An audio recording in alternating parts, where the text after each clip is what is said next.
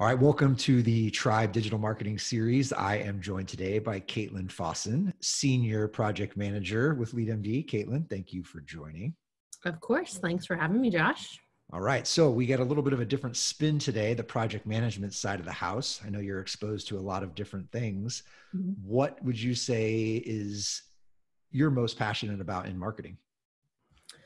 I would say with coming to LeadMD and being a little bit more in that agency world, I think that just the people, honestly, are my favorite thing about marketing and having that project management side of things and having to deal with my resources and allocation and working on multiple practices. I think that that's been my favorite thing is working with different insights to what people are best at, right? You know, we've got our tech and data people, we've got our go-to-market people, our rev ops, our talent.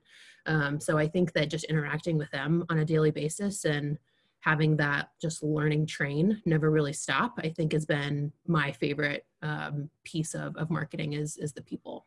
That's cool. And so I assume that's not just the internal people, but the marketing people on the outside are pretty cool too.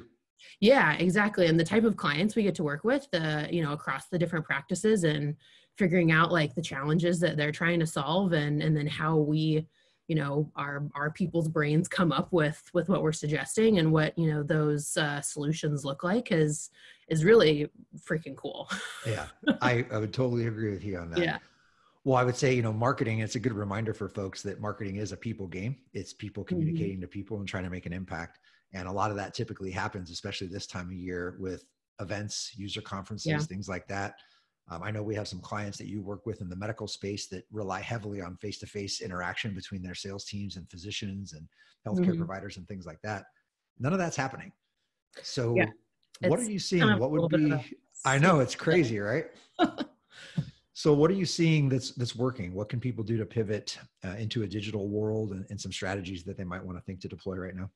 I think, I watched your video with Andrea. I think that she had a really great point of just, well, what are those people really attending those conferences for? And Yeah. what's the point of that they were trying to drive home, or what was the main takeaway bringing back to their business?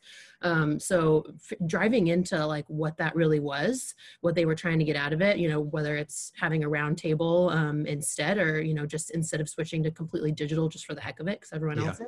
Like So that. I think that's an important point is to just figure out like, okay, well, what the hell was the goal anyway, and then just getting creative. We've had to be a little bit more just client focused, even more than we already were, with getting creative with our own resources.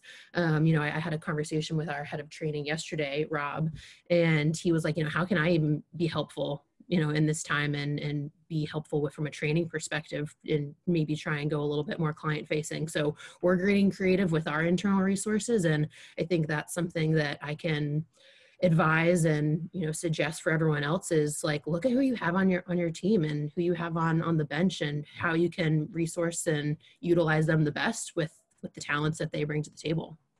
That's super interesting because especially the piece about the client focus, right? Like at the end of the day, your clients are the people are the ones that are going to get you through the tough time.